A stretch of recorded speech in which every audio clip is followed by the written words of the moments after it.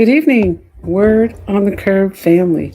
Welcome back this evening. I'm happy to have you here with me. I want to remind you to hydrate, moisturize your feet, hands, and face, and mind your business. It's a good start for the new year. And while we're at it, let's talk a little bit about the new year. We make a lot of resolutions about all the things we're going to exchange, including gifts, starting at the December holidays. So why don't we exchange apologies? I read that today. That's right. Let's exchange apologies. So if you're at odds with somebody or something has gone wrong, excuse me, and you need to fix it, start with exchanging that. I am. Welcome. My name is Annette, and I am really happy to have you here at Word on the Curb this evening. Tonight, we're talking about a few things, but one of the things we're going to start with is I'm Annette. This is Word on the Curb podcast. You can find us on Blurberry, Spotify, Apple, YouTube, and Facebook. That's right. Wherever podcasts are, we want to be. So I'm doing something new here tonight.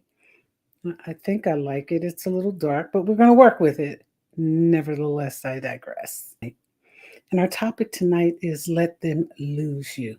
We're not going to be on long, but we want to talk a little bit about this because so often we are afraid to walk away from people, places, and things that don't serve us, especially in relationships. In relationships, we have a tendency to hang around because many people consider themselves ride or die. Well, you're going to die in that eventually.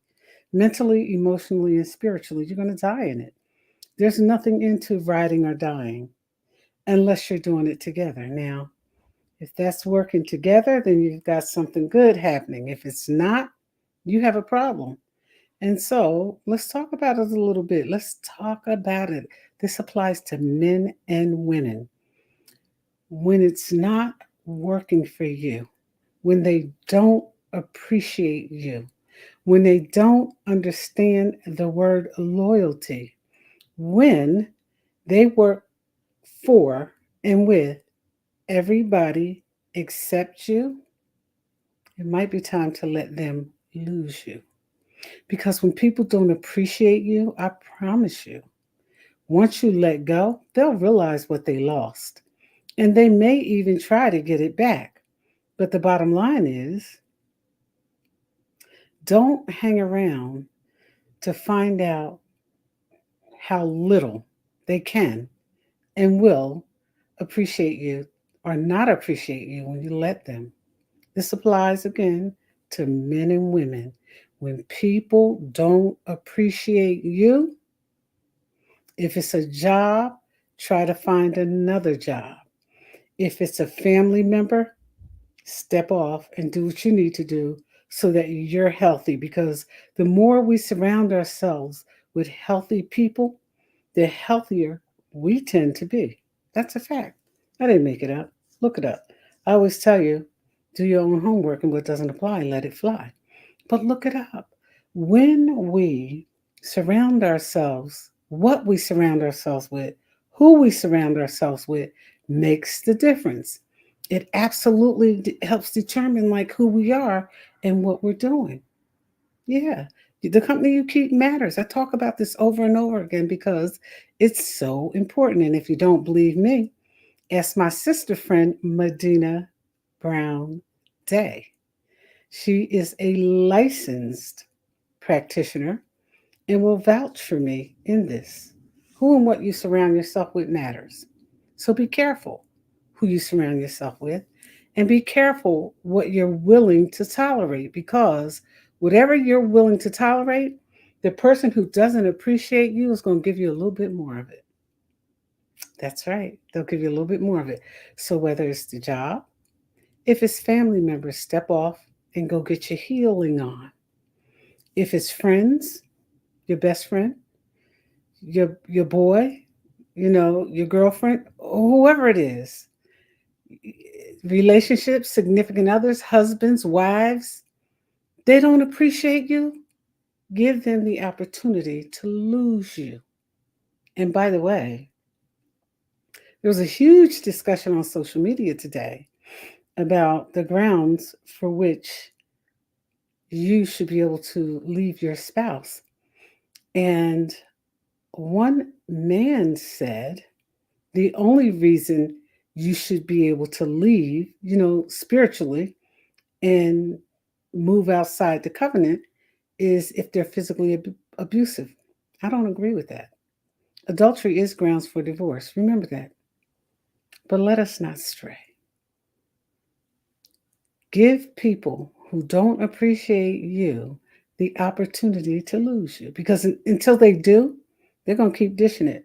And I promise you, and for those, there are many of you out there who can vouch for me, what most dish, they can't eat. They wouldn't be able to stomach it. And so you're not proving anything to anybody when you allow folks to mistreat you and show how little they appreciate you. You're not doing any favors. You're not scoring any points. They're just going to appreciate you less.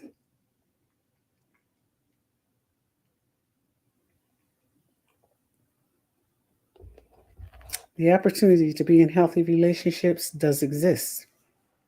And at every opportunity, you should take advantage of it. We're sometimes caught up in our families so much that we forget that we're people too. And no matter who we are, who they are, we deserve to be treated well. This is especially for the women right here. There's just this piece.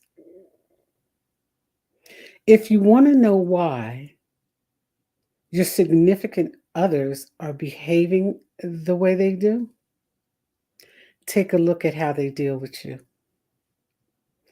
And one of the other things that I think is critical when we're in relationships, when people mistreat you and you don't learn from it, you lose. If you want to win, you have to start learning. It's just that simple. People continue to behave the way they do because you let them get away with it. We let them get away with it, right? I've had some friendships that I let go far too long. I should have let them go because I learned, or I thought I'd learned. I became aware, but I didn't do anything with that awareness. And when I finally did, they didn't understand it because they had been misbehaving so long and getting away with it. It was like, what are you doing? What do you mean? So I've had that experience. And as I age gracefully, I recognize how important it is to maintain healthy relationships. I had that opportunity in my marriage.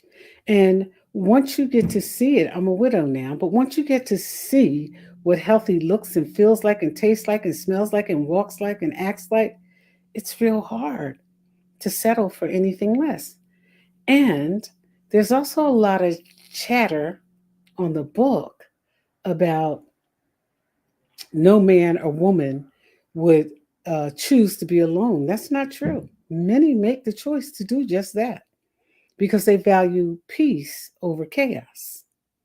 And once you get a taste of peace, that chaos doesn't look so good anymore. We're not meant to live in chaos. We're not. And so often, in an effort to get along with others, family, friends, employers, co-workers, we accept a lot of things that hurt us. And so when we're out of joint and miscombobulated, right? When we can't figure out, why we're feeling the way we do, all we have to do is take a look at how folks are treating us. And don't blame them. Their treatment of you is a direct reflection of who they are. So I hear a lot of people say, oh, they didn't love me. Oh, I wasn't good enough. Or maybe this, or no, it's not you. It is them. When people mistreat folks who look out for them, go the extra mile for them, that has nothing to do with you unless you continue to accept the behavior. And then they're going to give you more of it. But as a whole and overall, the way people treat you is a direct reflection of who they are. Remember that. Remember that. That's so important. So, I just wanted to come on for a few minutes from Word on the Curb, because Word on the Curb is we are out here accepting a lot of stuff that does not work to our favor simply because we want to go along to get along. Don't do that. Mm-mm. Nah, when it compromises you, when it compromises your mental and emotional health, you have to do something about it. Love can be difficult. And sometimes in the difficulty of, matching up, meeting up, and pairing with your partner, there will sometimes be some uncomfortable moments. But love isn't meant to be painful. Love isn't meant to hurt. Yes, it's difficult. Imagine two snowflakes trying to become one and look the same. You can't. And we're all snowflakes. I told you that before. But just imagine, folks trying to mesh or combine as one, and you're completely different. So, accepting each other's differences in relationships, family, co workers, employers, friends, lovers, spouses, can be difficult. It can be. Accepting that we're all different can be difficult. It doesn't have to hurt. It's not supposed to hurt. And that love hurts things comes from people who hurt people and think that that's a part of what happens. Nah. Mm-mm.